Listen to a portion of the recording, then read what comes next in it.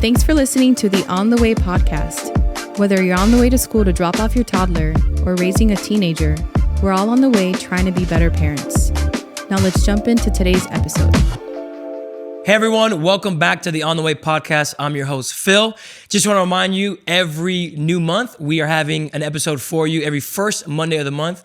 So please, if you've been enjoying the content, enjoying the podcast, subscribe, whether on YouTube or Spotify or Apple, and share with somebody. Please share with parents that are Christians or not Christians. If you feel like this content can help them, you feel like you have parents that are struggling, that need help when it comes to discipline, when it comes to whether they have adult children, teenage children, we just want to be there for them. We want to be there for you. And just remember, we're all on the way trying to become better parents. And I'm excited for today's episode because I think we're going to talk about something that a lot of parents can feel unequipped or don't have the right knowledge or confidence to talk about when it comes to technology, video games, social media. And so I'm excited to introduce our guest that we have in the building. He is a traveling preacher. He is a Fortnite streamer. And if you don't know what Fortnite is, we will try to explain it here in a moment. It is important.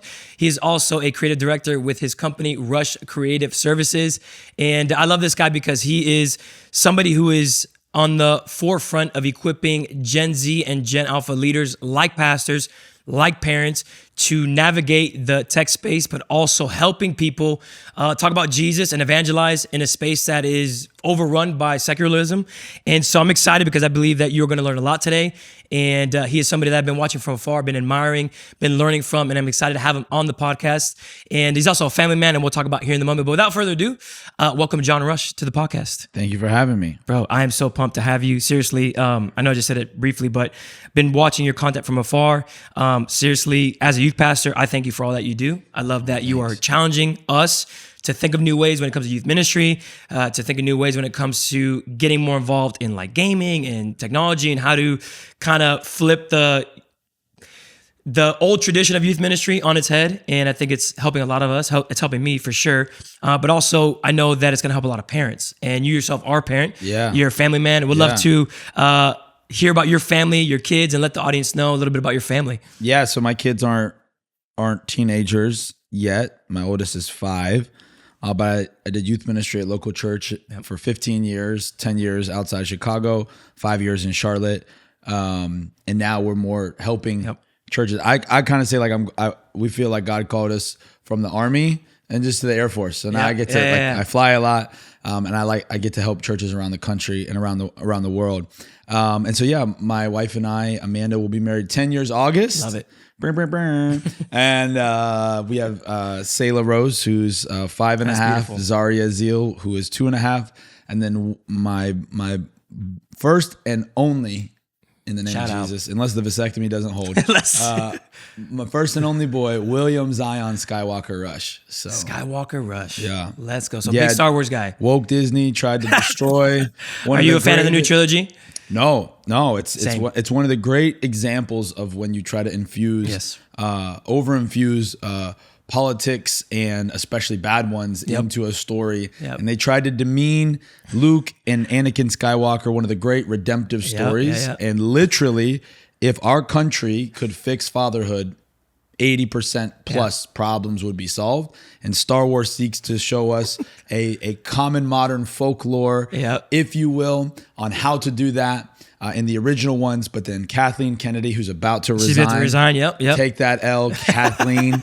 And with Disney, she tried to destroy that. And so I come from a pretty busted line of men, and my son and I are going to turn over a new leaf. Right. And so Skywalker's in the name. Rush. They can't take that name. I love it. No, that's why you should read Lord of the Rings and watch those movies because they're phenomenal. But Star Wars will be hopefully redeemed, depending on who the CEO is. Baby Yoda, Mandalorian, a great example of good Star Wars.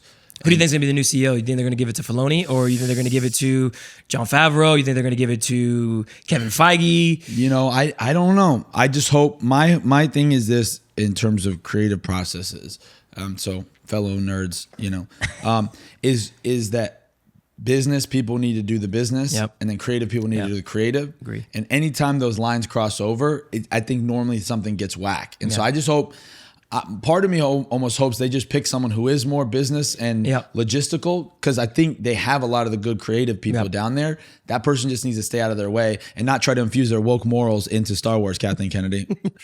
Well, hopefully we will see a better Star Wars and none of the woke stuff, because we need a good Star Wars story back. Well, all right. I love that intro, and shout out to your wife. She is in the trenches right now with 3 kids. My wife we have 2, and similar, like, always busy, ministry and traveling, and shout out to our wives, and definitely want to get my wife on the podcast, because she is the real MVP of everything that we do here, especially when it comes to the set, when it comes to our kids, all that good stuff. My wife, just to brag on her, like, she has for the last like 2 years led a small group at our church called, awesome. She just called it Mom's Club. Yep. And I mean, there's like sometimes like 40 people at it when you count kids.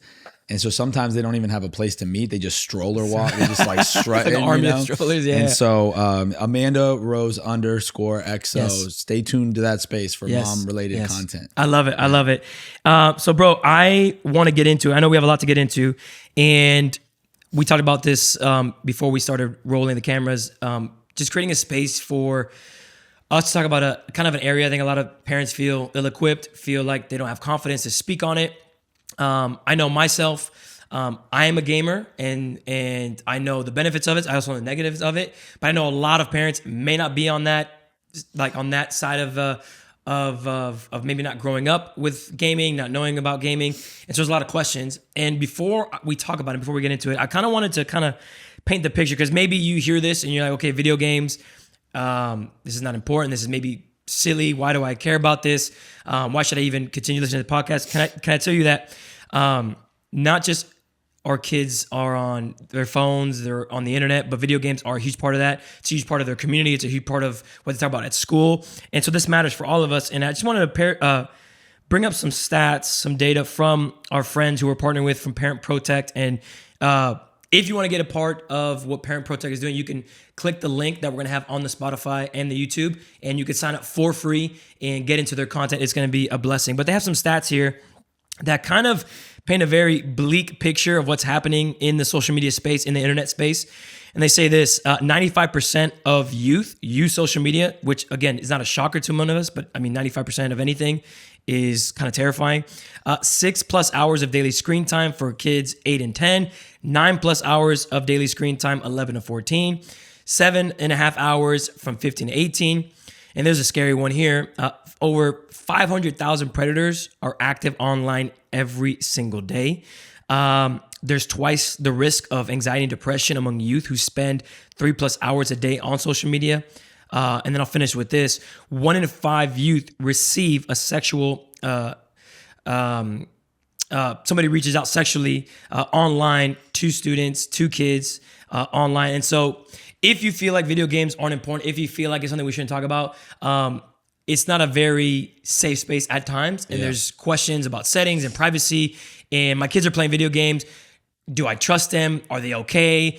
Do I need to be involved? Do I need to be hands off? And so I just think not only can it be a dangerous place, but if you don't have confidence, if you don't have knowledge, if you don't know how to have a conversation with your student about playing Fortnite, playing Call of Duty, playing anything, or just letting them kind of just idly sit by, it could be very dangerous. And so right off the bat, John, video games, good or bad, should we be concerned? Is there any hope? Is there a good aspect of playing video games? Let's just get into that kind of topic. Yeah, I love this topic. Love our friends at Parent Protect. I mean, I think I would just say like a general philosophy I have when it comes to screen time, social media, and video games.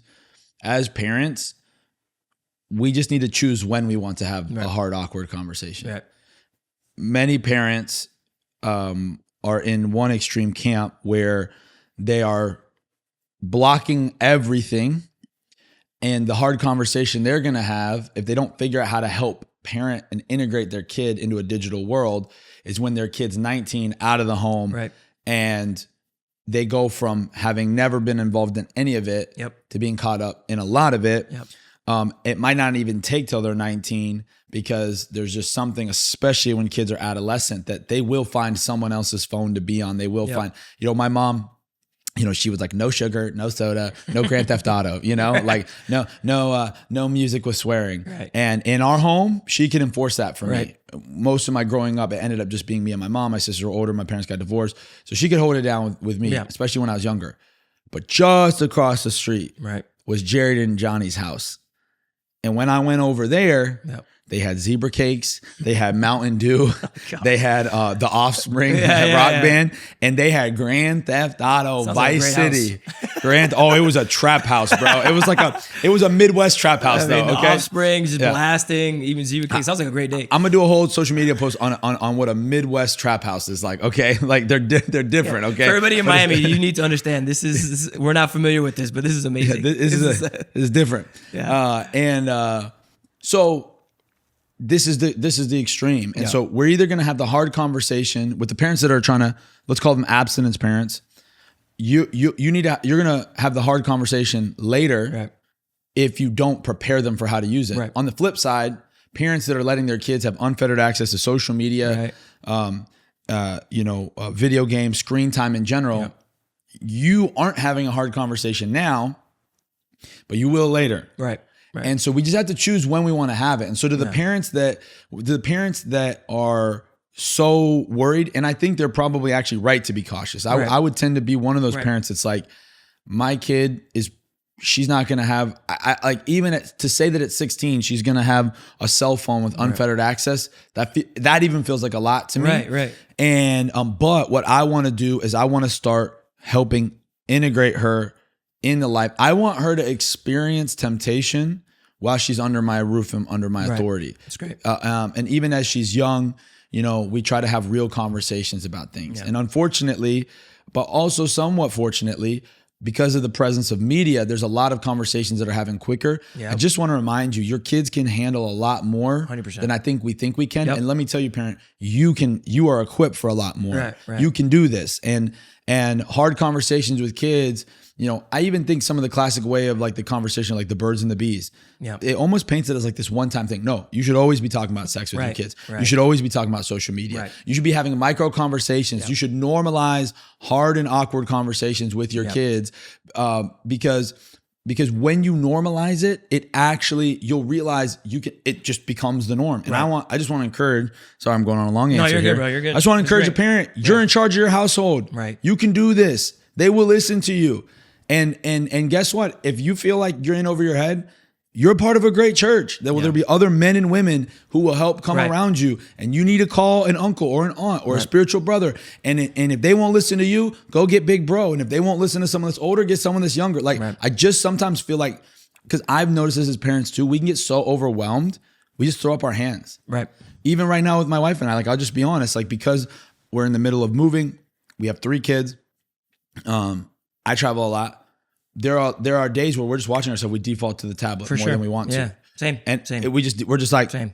And again, do I think we're terrible parents? And do I think it's okay that there are days that there's more screen time than not? Totally. Right. But what I'm trying to catch up quickly is but what can sometimes come as a default, throwing up my hands in the air, it can just become a norm where now all of a sudden it's 8 hours, it's 6 hours, and then the craziest the craziest thing about screens is the more time we let them be on it, what I found is a correlation to the less we're actually monitoring sometimes what is on it, because we're just like, oh, well, they're over there. So either way, it's going to be a hard conversation about social media, about video games. Just choose when you want to have it and choose which ones you want to have. Right. I would rather have my kid be mad at me at 12 than them get too caught up with stuff. I would rather actually I would rather risk my daughter, maybe seeing something a little bit before her age, but if she's with me and we can talk about it, I'd rather that be her first experience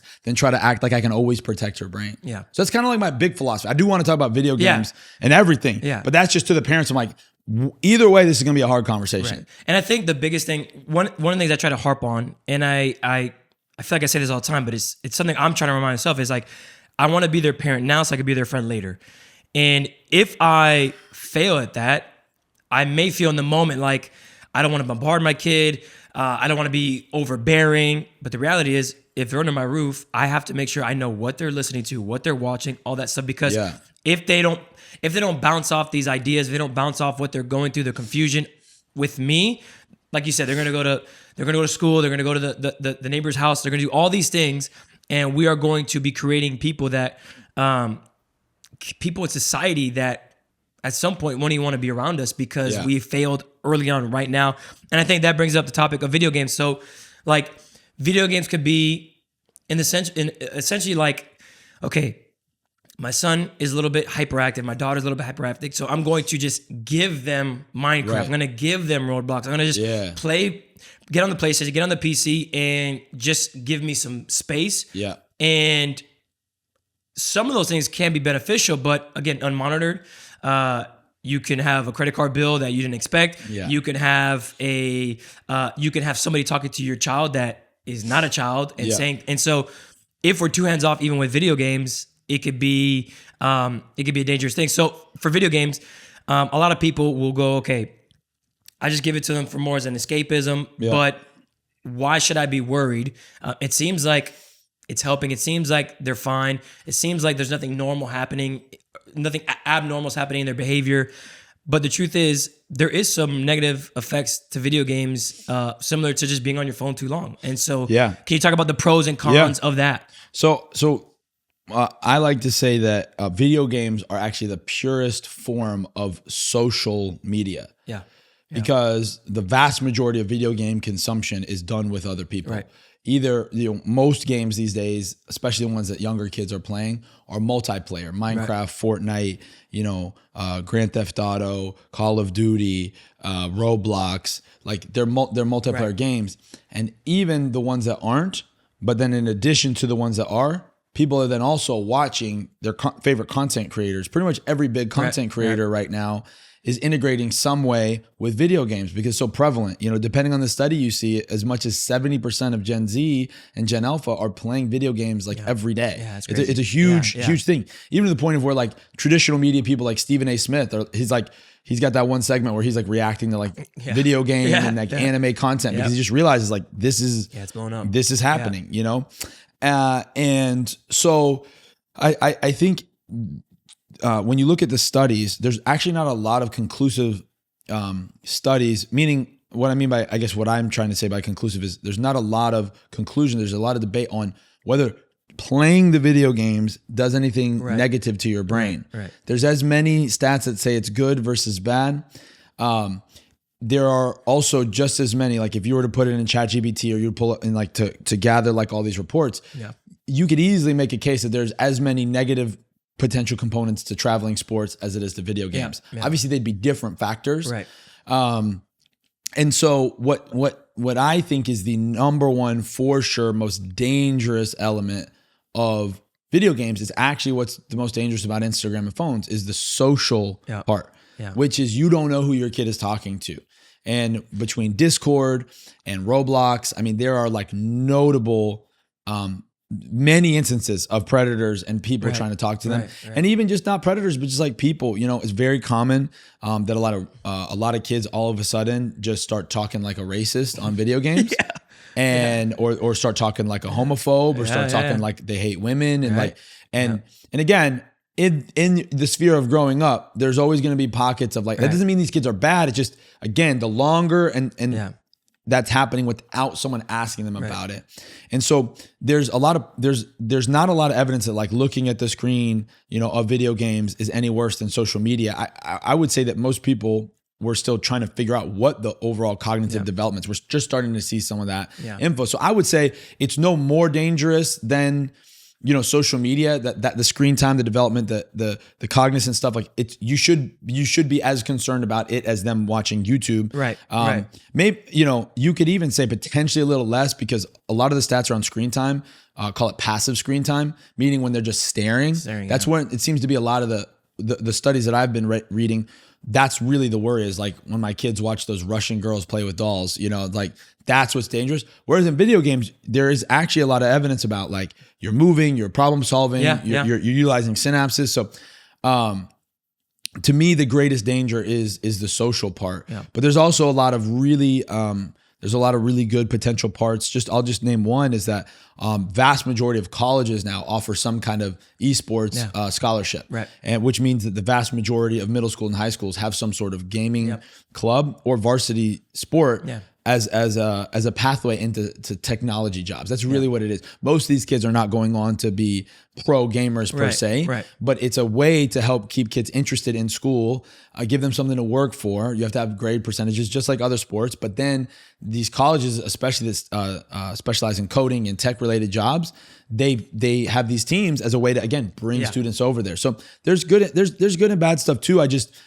Oftentimes, I think as humans, and we look for the boogeyman, we're like, if I can get that one thing, then everything will change. And I go, and sometimes video games are boogeyman. And I go, bro, your kid's doing way worse stuff in the locker room. Right. Your family's going through way more anxiety because you're in too many sports. Right. Because what I find is we try to find the thing we don't like to eliminate.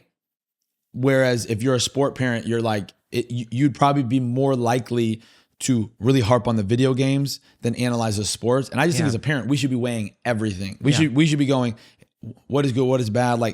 We're always in a healthy way. Maybe Pastor Philip could give us some more biblical terminology for this, but I would say in a healthy way, parents should almost be always worried about your kids. Yeah. Maybe concerned is a better word. Yeah. I think we forget, it's almost like we have different rules for different topics. So for example, if it's social media, we know that too much screen time can be an issue. We know, but when it comes to video games, it's almost like a separate entity. And it's like, okay, for example, I have some parents that are talking to me about their student wanting to get into video games and how they're going to navigate that because they didn't grow up playing video games. It's new to them. They have other friends that are playing it. So they're obviously begging. So for me, it's like, you monitor it just like you would any other thing. You make sure what's the game? Is it something that is hyper? Again, obviously age comes into play too. Are they 10, 12? Age has it's if it's age appropriate. But if it's something that's rated M for mature, so they're gonna have mature themes that maybe would not be okay for somebody 16 or under, and so that's something you have to consider. Like, hey, we're not gonna buy rated M games for a certain time.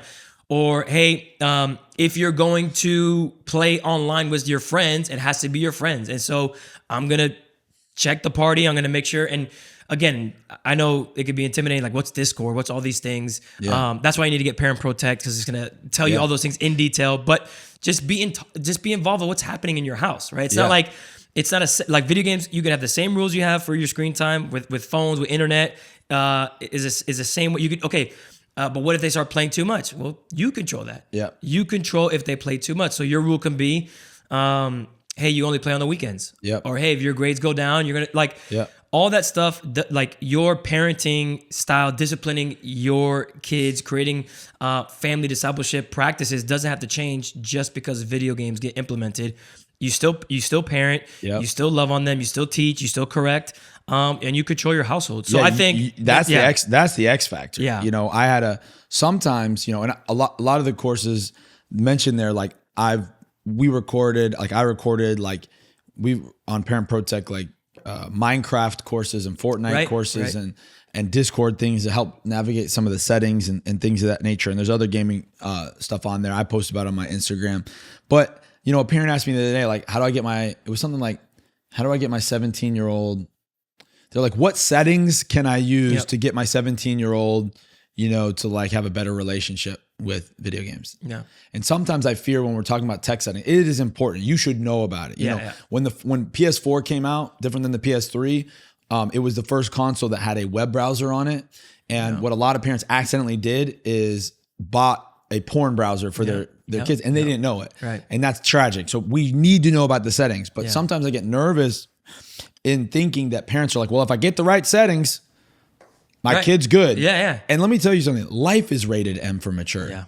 And, there's a comedian, Theo Vaughn, he talks about, yeah, man, back in my day, he's from Louisiana. He's like, we didn't have no cell phones. We didn't have porn. We'd go down to the gas station and there'd be a dude that would draw us some porn. He give that man a $20 and he'll draw you up something on a notebook sheet of paper, dog. It was crazy. A great impression, bro.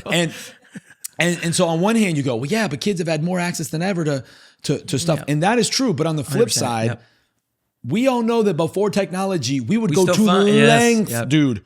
Bro, the things I did on my iPod Shuffle Mini to the movie 300, bro, like it's nasty. So, I'm saying all this to say, like, parents, like, at the end of the day, regardless of technology, we live in a fallen world, and we have to be on the offense as parents. We have to be asking good questions, and we have to be in their lives. And something that I've actually learned watching people parent their teenagers as a youth pastor, and just trying to learn from good parents. And honestly, it's something that I saw in the life of Jesus and the leadership of Jesus. Jesus calls us friend. Right. And I find that is so interesting. And it reminded me of being in the lives of kids who aren't my kids. Yep. As a youth leader, as a youth pastor, how did I have any influence in their life? Yep. Not from the mic, LOL. Right, They don't care. They don't. It's building a relationship with them.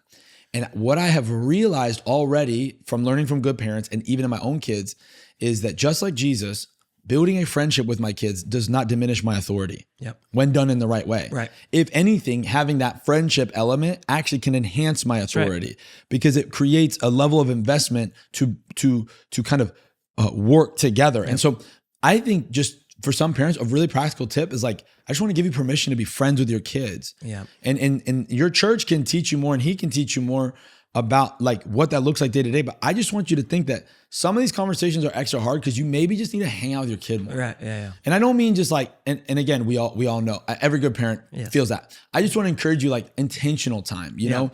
Maybe that is playing one of the video games with them or like finding a game. Like you probably might not like Fortnite. It's pretty advanced. Counter-Strike is insane. League of Legends is like you need an algebra degree. But you know what? Maybe you need to just get a Nintendo Switch for your family. Right. You all play Mario Kart. Yeah. I just have found that friendship element really helps create some of the trust to have some of those conversations.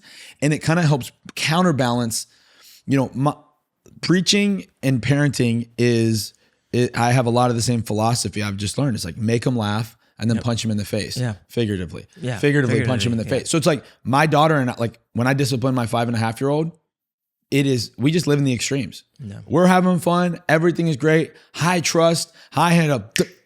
Yeah. And I went to school with a lot of Puerto Ricans. And so I learned the way of the Puerto Rican mother. And so, I don't use a chancla, but I use an emotional chancla, the chancla in our house we call it the big voice.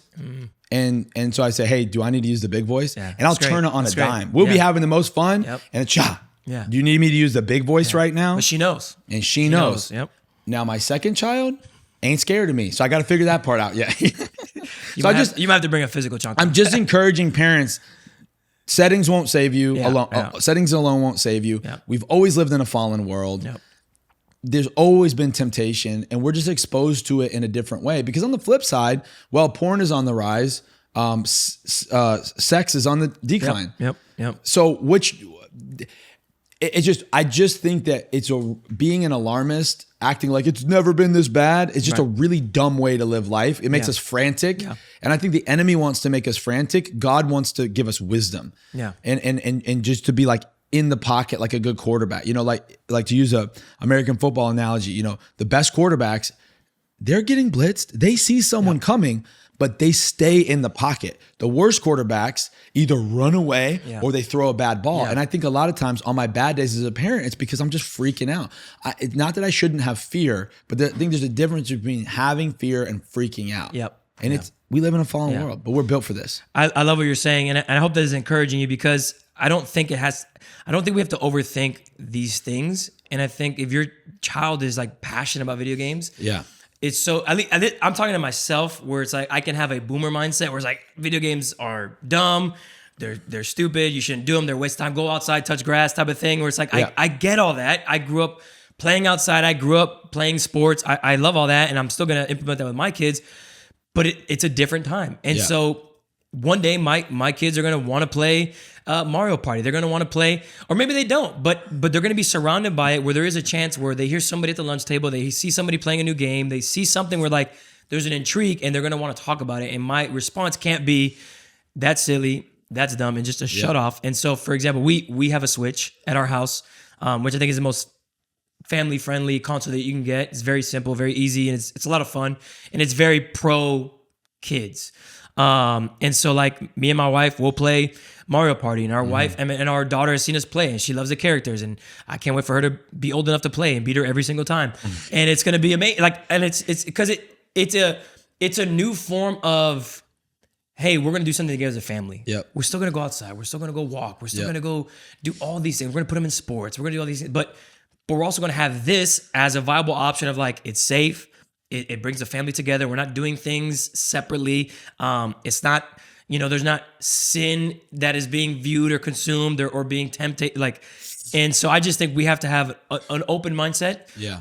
Because I know the stigma around video games is obviously you hear the Grand Theft Auto, higher chances of being more violent, all these things. Again, like you said in your studies, not totally true, but I can get it. Yeah. But I think having the conversation, being a friend, yeah, is key, because I feel like as a youth pastor, some of the best times that I've had is playing video games with some of our students. Right. And they get to see a side of me that they see on a stage, right. and there could be that intimidation factor, but then it's like, man, my youth pastor's playing games with me.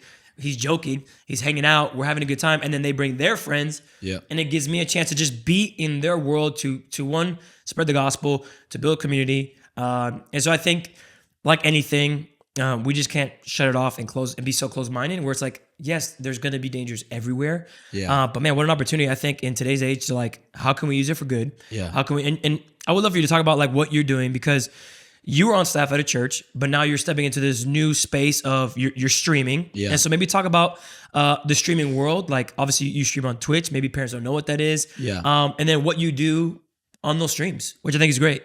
Yeah. Yeah. So, I 100% would never apologize to telling families to take their time, and discernment, like you said, certain video games, certain social media apps. And so there's that one part of the advice I give. Yeah. But then I also recognize there's millions of families that for various reasons, their kids are on there. Yeah. So my philosophy has been, if people are going to be there, the people of God need to be there. Yeah, that's great. We would never look at a part on a map, be like, that neighborhood, that city, we can never bring Jesus there. Right. In fact, we do the opposite. We go, we need to plant a church there. We need to do missions there. We need to go. And that's how I view the digital space. Yep. It's where so many people are being formed. They're being discipled. Your kids are being discipled, whether by design or by default. They're being discipled, whether by your church or by their favorite content creator. You're being discipled potentially even more than Joe Rogan's podcast, than you are your pastor. Right. And we need to be thinking that way. Yeah. Like we need to be aware. So my friend Taylor Ransom and I, we're starting a nonprofit ministry called Sweaty Saints. Yep. It's going to be a gaming and content creation org, and it will do two things. It will fund pre-existing Christian voices on social media and gaming to help amplify their voices. Our goal is to beat Mr. Beast. Yeah. We're gonna run him down. We're gonna punch him in the face. We're gonna win. We're gonna bring to the internet some only faith, not some only fans. I'm just kidding. But even on that note, like vast majority of female content creators are linked in some way to pornography. Right. I'm like, I want to see some young ladies resourced and championed. That's great. So that they can show that you don't have to like do that. You don't have to exude sexuality to like create and to set a different example, even for my daughters. And specifically in the area of live streaming and gaming, there's a couple like pretty Christian vloggers, worship leaders have a following, but in terms of like actual entertainment and where most people watch, there's not a lot of Christians. And so we'll be receiving donations from churches, parents, partnering with people like Parent Protech, so that we can help, raise up good content creators. We'll be funding a couple projects. So my friend Taylor and I, the ones that we'll be doing is, probably by the time this has launched, I will have launched my Fortnite Bible podcast. Mm-hmm. So it's me playing Fortnite from my live stream. So I do stream when I'm not traveling. But what I really think is going to be the unlock factor is moving this to YouTube. And essentially I'm playing Fortnite, answering questions about the Bible. Yep. And they're not just questions I came up with. They're questions that students that I'm playing with or people in my chat. And so the thumbnails are going to be like, should Christians smoke weed? How do I know that I'm saved? How do I do this? Should I have sex with my girlfriend? And what I hope happens is that it's a resource to parents where you can say, if my kid wants to watch gaming content and we want to learn the Bible, we're gonna do one and the same. Yep. And I'm not that good at gaming. I mean, compared to maybe the average person I am. Bro, you're pretty good. You're pretty good. But what I'm the best at, I think, is preaching while playing. And that's really what I do. It's a new medium. So, and then another project that Taylor and I are gonna do is when Grand Theft Auto 6 comes out, it will be the biggest video game. And this is why I preface what I said. It will be possibly the biggest media event ever. 100%. Yep. Because as many people that watch the Super Bowl once a year will probably play that game every month. Yeah. Think about that. Yeah. That is insane. Yeah. And it'll actually be modeled after Miami. Shout out 305. I know.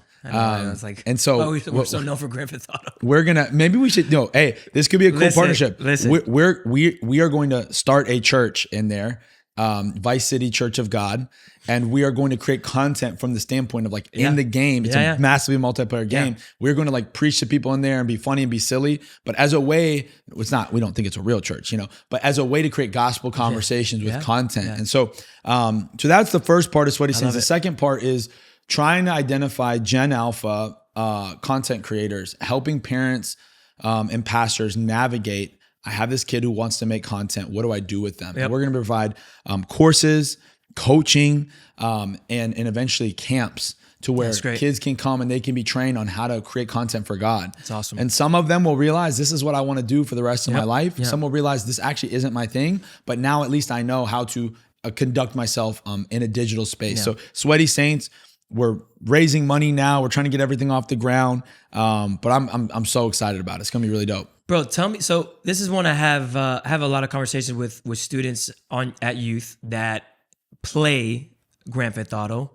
And what are your thoughts on? Because I remember, and again, I'm just being real. I asked for it a couple of Christmas. It was like $20. It was like super cheap, and it was like a Secret Santa. And I was like, okay, the budget's perfect. Let me get Grand Theft Auto 5. And I remember getting online for the first time, and I was like, dude, this is the craziest thing I've ever heard in my entire life. Yeah. And I'm like, I'm maybe 30. 2 years ago, I'm 32 at the time, and so I'm mature enough to go, this is not for me. Yeah. I'm good. I have other games that I can play. I don't need this. But I imagine 13, 16, 18-year-olds playing this, hearing what they're hearing. As somebody who's well-versed in this space, do you flat out say, hey, I think Grand Theft Auto shouldn't be something your kid plays until they're an adult? Or like, how do you, like, for example, when that game comes out, I would say, 80 to 90% of our student body in youth ministry is going to ask their parents to buy it. Yeah. And where do they go where it's like, okay, my son really wants this. Everybody's playing it. It's almost like not having a cell phone in high school. You have that, like, you feel left out. You're getting made fun of. You're possibly getting bullied. How do you navigate? How do you talk to a parent about all that? Well, and I just pulled up Twitch, which is the biggest live stream platform. And just to affirm what Pastor Phil is saying, like, game is massive, you know? Yeah. A lot of us, like millennials, were like, oh, Grand Theft Auto from back then, it's still huge. Yeah. So right now it's the third most streamed game on Twitch, and it's normally always in the top. How long has GTA 5 been out? It's been out years, and it's still thriving. So this game, I think Grand Theft Auto 6 will be our first real taste at what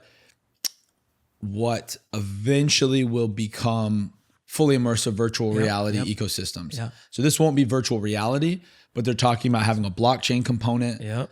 This is going to be a real challenge for the human race in terms of not really truly getting lost in these fantasy worlds. Yep. So to the parents in my youth ministry, to the kids, man, I would fully say, like, man, for a lot of you, it might be really wise to just stay off of it. Yep. But knowing that some might choose to do that, that's where I go, we will be there. So one, by Taylor and I being in the space, we can literally tell churches, come play with us. Right. And one of the things that they're talking about doing is that in addition to having kind of like the general servers where everyone loads into, is they'll allow people to buy their own servers. So the other thing we want to do, in addition to, preaching the gospel and bringing light, love, and laughter into the general game, is we want to create our own server to where, like, every kid in a youth group in America could just join our server. Because here's the thing. at the end of the day, how you act online is still a reflection of how you probably are going to act in person. And wherever the people of God vacate, sin gets victory. For sure. And I think it's a little different. Like, I don't need, if I was sitting here telling you like, yeah, man, I just need to go to the strip club. I need to go preach the gospel to those kids. Yeah. That's not wise for me because that would be compromising to me. Mm-hmm. Also, you don't go to a strip club to talk to people. There's not really as much of a social aspect, right? That would just be unwise. That would just be foolish, right? But playing Grand Theft Auto for me doesn't compromise me. And what I'm really trying to do is, one, I'm trying to meet people who don't know Jesus, and I'm trying to be a light there. Yeah. But then number two, I'm trying to model for kids on how, we actually can exist in this digital space. We don't have to say crazy words. We don't have to do these things. Yeah. And honestly, I might get 6 months into it and the Holy Spirit might convict me. It's just right now we feel like because of the major cultural moment that it is, the church has to be, Christians have to be there. But depending on how the game gets used and what they integrate, we'll still a lot of unknowns, 100%. But we'll cross that bridge when we come to it. But as far as right now, we're like, bro, if people are going to be there, God's people need to be there. I love that. We have a lot of GTA and a couple other games that we mentioned, like Fortnite. A lot of older kids play, but I know a lot of younger kids are really on Minecraft and Roblox. Yeah. Should there be any concern if their children are on Roblox or Minecraft? Are there any anything that you should be wary of? Anything that should maybe talk about what they are for maybe anybody who's like has kids that are kind of talking about it or want to be on it, or maybe that for parents that have their kids on it but don't fully understand what it is. Maybe kind of like, what is it? What should they watch out for? Kind of like the good, the bad, the ugly type of thing. Yeah. An easy way to think about it for those who aren't familiar is like, it's kind of like if Legos were a video game. It's very much so based off of building and creating worlds and everything like that. A couple of differences is Minecraft tends to stick to the base game. Meaning like, there are some different types of servers, but it's pretty much like just you're a guy with a sword and a bow, and like it just looks like that. Whereas Roblox has a lot of different modes, some that even look completely different graphically. Roblox is a little bit more of like a gaming platform than it even is a single game. But both, again, the biggest danger with both is who they're talking to. And so making sure that you are really aware of who they are talking to, man, that's a really big deal. One of the things I want to encourage parents is to not create a space in the home where video games are played privately. And you're like, well, that messes this up, that blah, blah, blah. And I go, you choose which hard conversation you want to have. Because I'm telling you right now, if that PC, if that Xbox is somewhere more public in the living room or in a den where there's glass visibility, up in their room, if you can hear them, child, it's going to be different, And so I just think that's a really practical tip. And I would say fight that battle with your kids. One thing you could even do, just encouraging parents, how to parent your kids, but just trying to help you. It's like, hey, if you need to make that shift, say to your kid, hey, I'm going to buy you a new monitor. I'm going to buy you a new headset. I'm going to buy you a new video card. But here's the shift that we're making. And just tell them, just a reminder, like you can tell your kids what to do. You can. And it's like, you can incentivize them as well and be nice with it. But like, I just want to encourage you, like, you will win. If you don't give up, you will win. You are a good parent. God has empowered you. You have the backing of the word of God. I agree 100%. One of the things I was thinking about too was, so you have all that stuff, making sure it's visible, making sure that you're aware of what's happening. But another thing is too is like parents, some of these games have in-app purchases. And I think a lot of parents don't understand what that is. And they're just signing off like, hey, just take my credit card. Let me buy you this, not knowing what they're buying, not knowing what they're doing, who they're giving it to. And so maybe explain a little bit of that, what that is. Like, I've never heard that term, in-app purchases, or not aware of the dangers even that come with that. Yeah, I mean, just a lot of games, are free to play, but they have things you can buy in the game. And then there's even games that have purchases that cost money but have in-game purchases. But to me, again, that has nothing to do with technology. That has everything to do with financial stewardship. You should never just give your kid unfettered access to money, period. So just like you wouldn't just hand them your credit card to go to Target or just give them a credit card without a budget or rules, I would say approach video games the same way and double check your settings that your credit card isn't linked, or that there's parent passcodes and things of that nature. Just because there's not really anything gross that kids can buy. It's more so that they just be spending money and just really not understand money. I do when we started all these new ventures, stepped off the church staff, I was traveling a bit more. We're certain seasons we had to get tighter on money because we went from 2 salaries to now we're starting a nonprofit ministry. We're starting a business. I'm a traveling speaker, and so I was gone more. Some things were tight. We're about to move. So I told my daughter, I said, hey, in 5 months, we're going to go to Disney. And I did that to help contextualize for her what money can do. That's right. And I go, hey, why daddy's leaving on this plane is, 1, so we can provide for our family. That's great. But 2, this is how we go to Disney. It also helped me contextualize, hey, we're not going to buy a toy every time we're going to Target. Why? Because we're trying to go to Disney. That's right. And I just think little things like that, really help go a long way in terms of teaching them just little bits. One of the best books about money, I'm reading it right now actually, and it relates to parenting as well, is Rich Dad, Poor Dad. It's a really great book. Yeah. So we're going to do a little bit of a shift just because I know we've got a little bit of time left, and I know we've been talking a lot about tech and video games and social media, things like that. But you were a youth pastor, and I know you're a youth pastor at heart always. That never leaves you. And I love, by the way, if you can't follow John on social media, on Instagram, he's always posting great content. And one of the things that you posted was this idea about why more parents or more students are more involved in sports than they are in their youth ministry. Yeah. And I would love for you to talk to maybe the parents of these students, because I know you were talking more of encouraging youth pastors, helping them think a new way of what maybe needs to shift in our youth ministry to get more people. If there's going to be a competition between youth ministry and sports, how we can kind of tip the scale a little bit.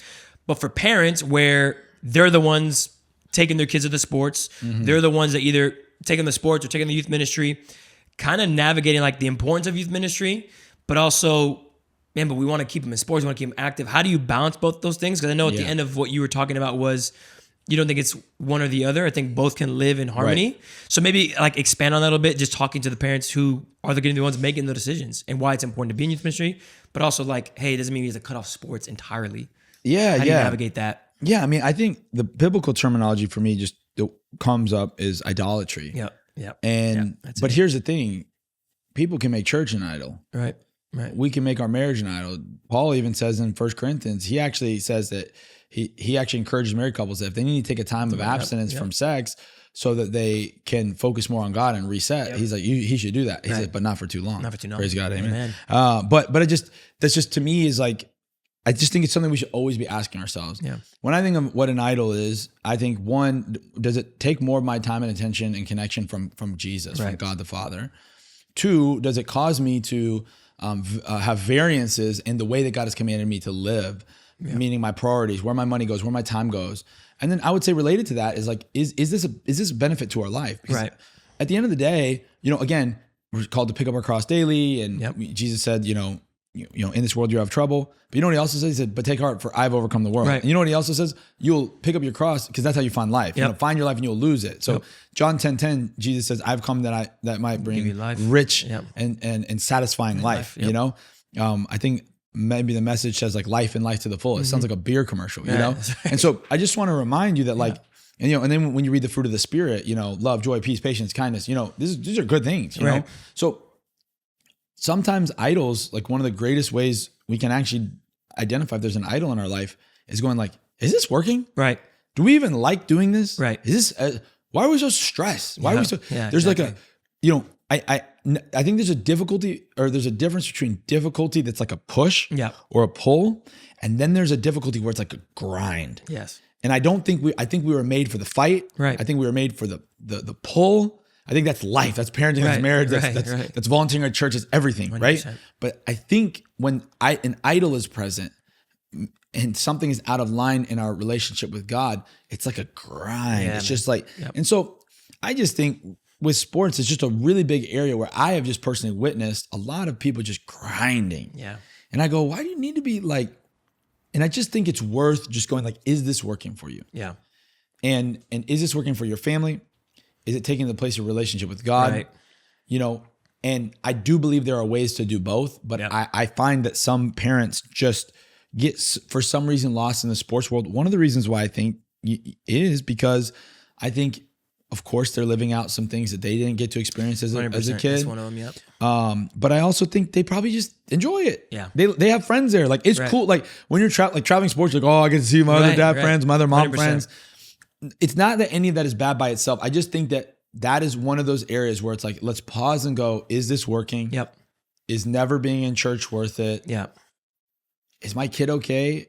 There's some, if you look up some statistics, you'd know more about this than me, but there's even some studies that are coming out that they're correlating the injury rates in professional sports that are going higher to the overuse of bodies at young. Like they're literally like, we're overplaying and overtraining when we're young.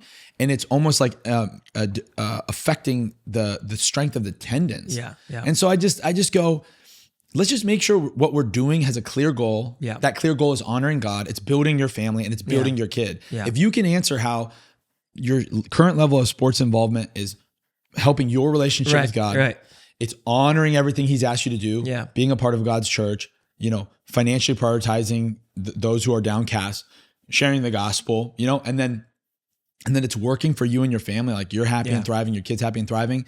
If you can answer those questions, then you're probably good. I just think, a lot of people are grinding and can't necessarily answer it. And it might be an idol. Yeah. Yeah. I think it's one of those things where I forgot who, I think it was Pastor Philip Anthony Mitchell said it. He was asked about how does he balance his ministry? How does he balance his preaching schedule? He's like, there's no such thing as balance. Yes. It's rhythms. 100%. And I think we have to get to the place where, like, accepting, one, there's no such thing as balance in our lives. And if we try to make balance, we're going to be more stressed. We're going to have be in that grind mindset.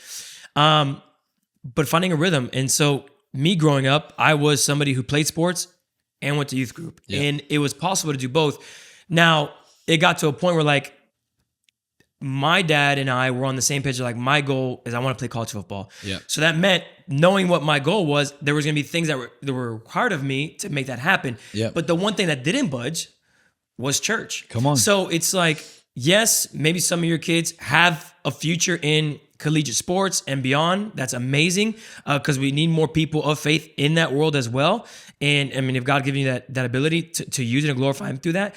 But for the rest of us, that might not be the case. And sacrificing what matters most in your life with your relationship with Jesus, finding community in a youth group space, having incredible leaders that can pour into your young people, for just some exercise and some running, that might be something you have to kind of wrestle with and pray about, where, like, man, maybe we need to scale back on this. Or if we are going to go full force on this, making sure church doesn't take the hit instead of something else. Like, maybe, like, for me, how would I explain that is, like, I didn't go to every event with my friends. Yeah. Because I was training. Yep. But I was at church on Sunday and I was at youth on Friday. Right. And so I'm going to say no to a couple of things to say yes to both church and sports, and make sure I have a rhythm in my life where I'm not making this an idol, and I'm making sure I have Jesus as my number one priority, and making sure I get to the house to worship, to study His word. And so I think parents, we just got to figure out what's our rhythm when it comes to sports. Yes, for a season, it's good to run. It's good to get your kids active. But there has to come to a point where, like, you realize, like, okay, maybe this isn't the future that my kid is going to be in the NFL. My kid's going to be a college volleyball star, and that's okay. Whatever the case may be, making sure church doesn't take the hit. Just like with, I know this happened with you, John, and I'll finish with this, but, like, every time a leader would come up to me and like, hey, I think my time of youth ministry is done. And they would use the premise of, like, my schedule is getting hectic. Yeah. And so their solution was saying no to youth ministry. Right. And so the story goes, they would step down, or they would transition out, and then, hey, my time of youth ministry is done. It's too hectic. I got school, I got work. And then sooner or later, you never see them at church. Right. And so I just think the idea that saying no to church as the alleviation of your stress, as the alleviation of that's going to be the end all be all fix. Yep. That's where it becomes a slippery slope. And I think with sports that can happen, where it's like, man, you know what?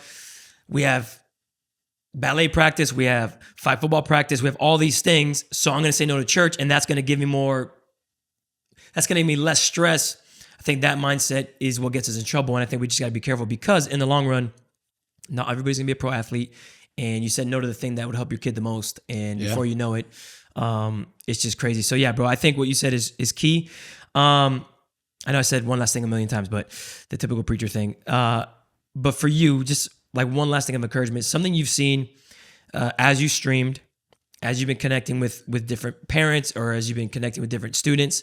What is something you feel like we are not talking about enough that parents should have an eye for, that parents should be aware of, and that you would encourage parents with, like, hey, I feel like we need to be more focused on this, or I feel like, hey, we need to get educated on this. And again, the floor is yours. So whatever you feel like is something you're seeing that needs to be brought to light. Yeah, I mean, the first thing that comes to my mind is just any area that as parents we haven't experienced victory in Christ, healing, restoration, is an area we can't parent our kids well. Yeah. And I just think that like the best thing we can do for our kids is be the best version of ourselves. Yeah. And what I mean by that is normally, I mean, it's confronting our sin and our dysfunction. Yep. And I think that sometimes in America, we have a mentality on being better by focusing on how can I take what I'm good at and get better at it. And that's one thing, and that's good. Yeah. But that's probably more related to like being good at your job or your sport. Right. But when it comes to the health of your soul, I mean, the Bible talks about love, depending on the translation, mentions the word like love, loving love about 700 times. Yep. But it talks about the word sin almost 1,000 times. Now, obviously, I'm not like both are important, but I think that we need to not just try to maximize on my strengths. We also need to be trying to defeat our deficiencies with the help of Jesus. Right. And some of that is having hard conversations and going, like, are you looking at porn? How can you lead your kids through if you are? Yep. Where's your relationship with money or material possessions, you know? And as a parent, you know, porn has been something that, you know, I was surprised it still tempted me after being married. My wife and I have had to talk about that. Glory to God. And I'm not trying to flex. I'm just also trying. Sometimes I think we tell testimonies in a way that's like, everyone struggles. So no, let me just tell you, like, it wasn't a long fight. Yeah. Because we fixed it. Yeah. We caught it. We fixed it. We fought it. Right. You know, and you can win. Like, yeah. I just feel like that's my message to like parents and pastors is like, you can win. I love it. We can win. Like, victory is our inheritance. Yeah. But I think the way for us to find victory in our soul is often to confront our sin and to be aware of our past histories. Like, I know that in my family, I have alcoholism on both sides. I have workaholism. You know, I have addictive personality. So there's just certain things where I just go, bro, like, personally, like, I don't mind if you smoke cigars. I'm just probably not trying to get into that world too much because I know myself. You know yourself, right? Gambling too, right? Yeah. Sports. Everyone's like, oh, sports gambling. I go, bro, me? The first time I hit a 50 parlay, now you might not be that way. I'm not. I'm just saying for me. Yeah. I just have to stay. I have to. You know, nicotine's becoming more popular again. Not a lot of my friends, but I'm like me. Yeah. I need to exercise. Yourself, right? Like I need to like. Yeah. I'm trying to focus on exercising right now, and I just think that is the greatest gift we can give to our kids. Is one, being the healthy versions of ourselves, but letting them bear witness to what someone who continues to be healthy. Yeah. And again, I'll end with this reminder. Part of being healthy and being a Christian is loving your life. Yeah. It's not just about being dutiful. Or I'm like, the best thing I show my kids is that my wife and I love each other. Right. And we have to work at that and fight for that. And so, yeah, I just think we've just got to chase down our lions, you know, so that we can, like, I feel like, you know, the sins I fight, I get to go kill this lion in my life with the help of Jesus, the Holy Spirit, friends, pastors, my spouse. And I get to cut the head off a lion. And the thing that would have eaten my kid, I get to hand them as a trophy. Yeah, that's great. And that's great. And I think that is the great legacy we get to leave our kids. They'll have their own battles for sure. Right. But maybe we can help them avoid the ones we fought by winning them right in front of them. Yeah. Bro, thank you so much for your time. Thanks for having me. Just remember, every month we are on Spotify, Apple, and YouTube. Subscribe, like, follow John on his socials. Be on the lookout for Sweaty Saints. And remember, we're all on the way trying to be better parents. Love you guys, and we will see you next month.